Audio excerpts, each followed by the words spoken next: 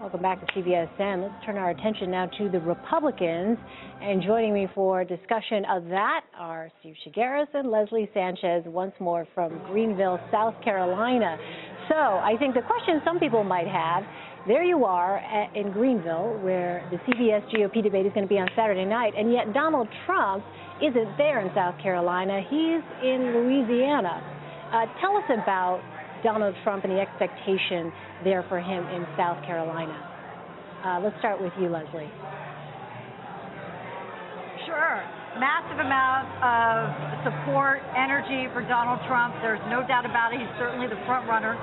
Bigger issue is what's happening with the Bush family here and that fight again for second place. You have a very strong Bush dynasty that has very long tentacles in this state, and they're bringing out all their arsenal. They've got George W. Bush arriving. People are, not only is he arriving in the state from a media perspective, but they got the ground war covered too, in the email box, in direct mail.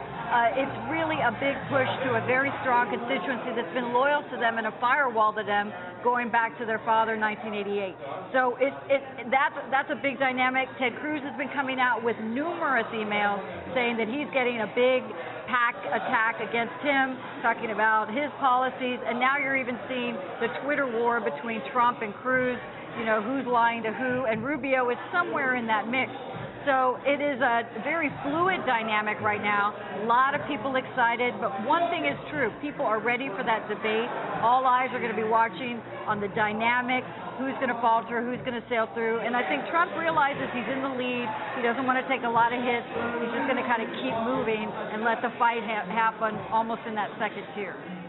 Yeah, Steve, how do you see the political landscape there on the Republican side in South Carolina? Well, it's interesting that Leslie just mentioned Trump. I mean, he had a negative ad running against Cruz and pulled it and replaced it with a positive ad. So I think he's playing a little prevent defense here in South Carolina. I'm always fascinated by South Carolina because you have so much effort spent on by these candidates on Iowa and New Hampshire, months and months and months of time spent catering to the voters or caucus goers in Iowa and the voters in New Hampshire. And then all of a sudden they wake up and realize, oh, wow, there's 10 days to South Carolina. And there's this scurrying among all the candidates to try to set a narrative between now and voting, which is on February 20th. So you've got results from New Hampshire. You've got Trump, who's riding a wave of momentum, having won in New Hampshire. You've got Cruz, who won in Iowa but didn't do so well in New Hampshire. So he's trying to remind people here in a much more conservative, evangelical state that I'm still here. You want to vote for me? And then you got people like Bush and Kasich. Kasich had a good showing in New Hampshire, saying, "Hey, I should be part of this conversation." Bush, who came in fourth, saying, "I need to be part of this conversation." And Rubio, who came in a strong third in Iowa, but wound up coming in fifth in New Hampshire, saying, I got to revive my candidacy here. So you have all these storylines going on over the course of 10 days, with our debate coming up in 2 days that's going to help set the stage for all this. It's just a fascinating time to be watching this campaign, and really fascinating because whatever happens here really will set the narrative and the debate for what happens coming after February 20th. Yeah, I can't wait for Saturday. It's going to be so interesting to see. Leslie, who needs to do what on Saturday night at the debate?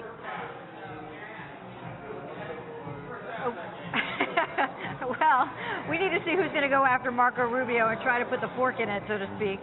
You know, there's been some really interesting email back and forth with the new modern social conservatives and the Christian conservatives, the evangelical movement, who are launching this culture war that are saying, look, we like Marco Rubio, but we don't think he can go the distance, so let's put all of our support behind one good candidate, and that looks like it's going to be Ted Cruz. I'm sure that's infuriating to the Rubio campaign, who needs those dollars and needs that base kind of door-to-door grassroots support.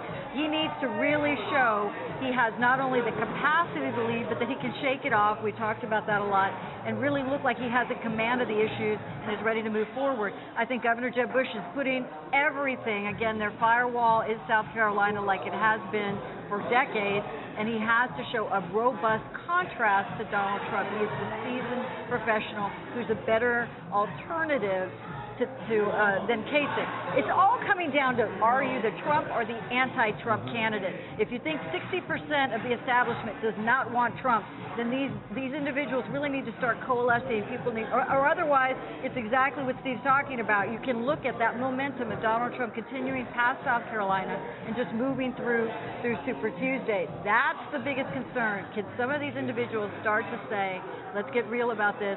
Who's it going to be? And you even have now Senator Rubio talking about a broker convention. Like, let's just skip all this and get to the summer. It's going to be hard to see these candidates agree on who should move forward. Okay, quick final thoughts here. It's fascinating, really. Go ahead, Steve. I was just saying, it's fascinating to watch all the different fights that are going on here in South Carolina. So you have Trump versus Cruz, 1 versus 2, right?